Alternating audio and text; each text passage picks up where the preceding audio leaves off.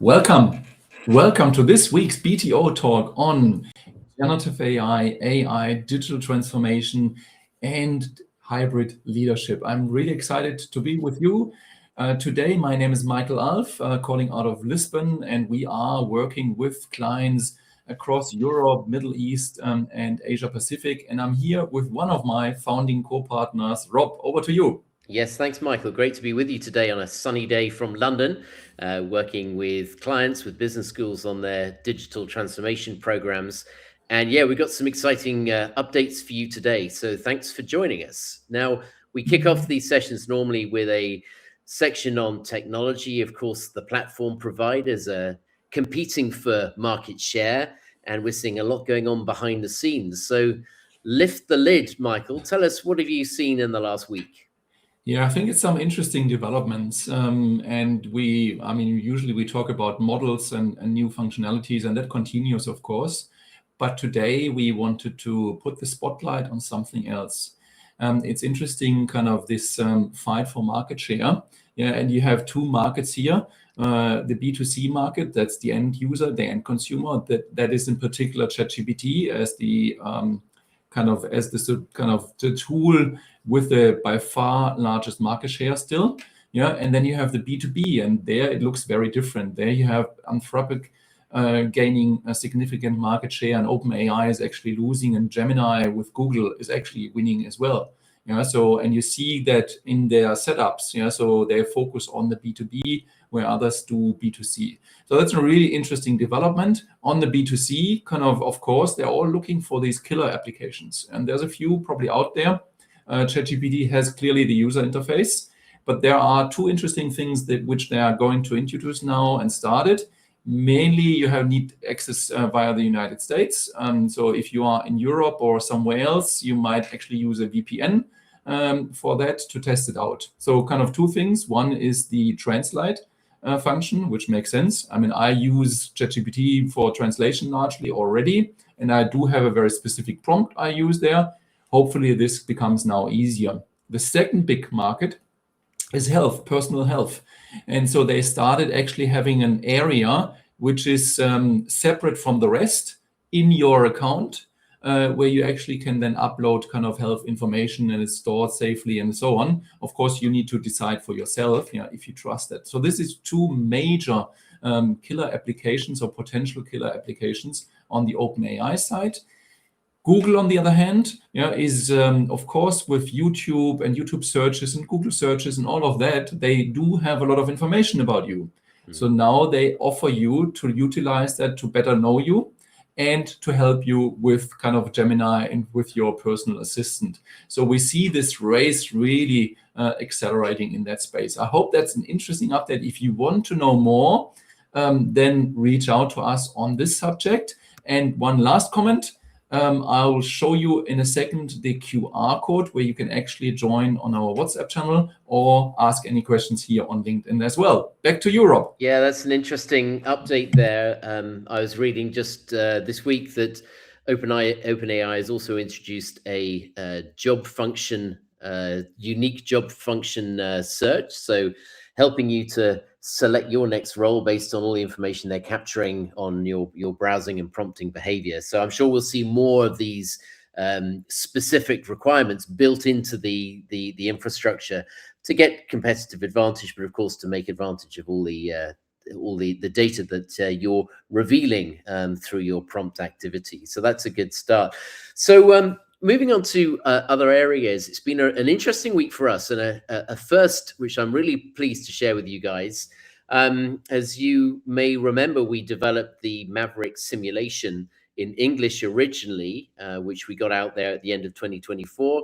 We've had a lot of demand from clients in the Middle East for an Arabic version. We have very, very deep contacts there across government clients, oil and gas, telco, utility, and banking. And I'm pleased to say the first of our Arabic deliveries was this week. Got some great feedback from a client in Riyadh. We've teamed up with local facilitators, Arabic facilitators. So this is good to go. If you'd like to get more information, I'll be talking to some partners later today on how we roll this out. But if you want to get more information on the Arabic version translated throughout the simulation in the promotional material that goes with it. And of course, through our Arabic speaking faculty, do let us know. We'd be very keen to share that with you as we build more traction across the GCC. But it's not the only language. Michael, I know you've been working with some German clients and resellers. So what have you been seeing over the last week? Thank you, Rob. I must say I'm really, truly excited about the Arabic version. Yeah, we put a lot of effort in there. We, of course, build specific agents to develop that solution, and then worked with kind of quality assurance and people to make it happen. And we are really excited, that we are able to offer that now in a market which is really, really keen on artificial intelligence. Yeah, there's so much investment going in there in this region and so much commitment. Yeah, but there are other regions, and when you look at Europe, clearly the German-speaking market is the largest with about 100 million people. So this is another large market, and we are happy to also have launched the German version of it with the first client end of last year. And this is now live as well. I presented to an organization, so kind of an association to their members about the solution with positive feedback. And again, if you are interested in the German version, then again, reach out to us either via that QR code or, of course, beyondtheobvious.co, our website, and then you can reach out to us and find out more. And finally, I do also have conversations towards another language, with another huge language, and we potentially see that as well, which is Portuguese.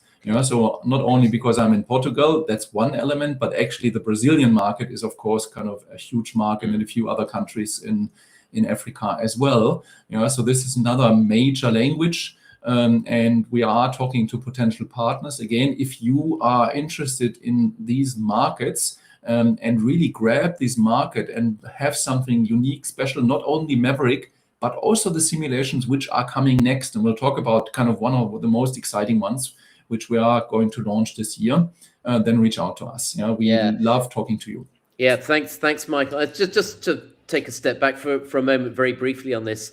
What we found, and the reason we did this, is we've discovered that role play is a really effective way to learn. Of course, working with exec education, you'll be teaching people as they are in school, but putting them into roles. So in the simulation, you will be playing the role of a strategist, a data leader, human resources, marketing, communications. So in each of these roles, where you wouldn't normally get the chance to be playing the role and making that decision, it really helps to open eyes and critically for GenAI understand the challenge from the perspective of others, because it's not a simple answer. It will depend on so many variables. And yeah, so simulations are really going gangbusters. It's great to be part of this and developing what we see as a really important first step in GenAI simulations. So get in touch if we can help you with that.